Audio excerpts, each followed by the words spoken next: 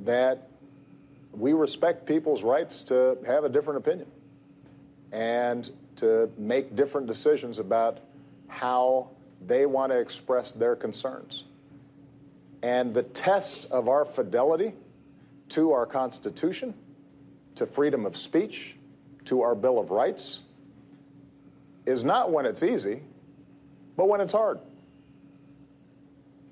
We fight sometimes so that people can do things that we disagree with. But that's what freedom means in this country. And so, my hope would be that as this debate surfaces, we're always reminding ourselves that in a democracy like ours, there are going to be a lot of folks who do stuff that we just don't agree with. But as long as they're doing it within the law, then we can voice our opinion objecting to it, but it's also their right.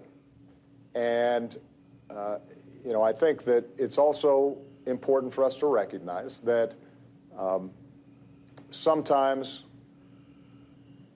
out of these controversies, we start getting into a conversation, and I want everybody to listen to each other.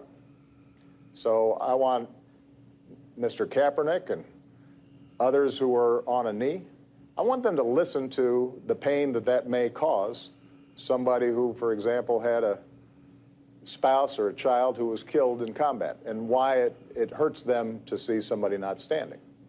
But I also want people to think about the pain that he may be expressing about somebody who's lost a loved one that they think was unfairly shot. And one of the things I always say about American democracy is it can be frustrating, but it's the best system we got. And the only way that we make it work is to see each other, listen to each other, try to be respectful of each other, not just go into separate corners.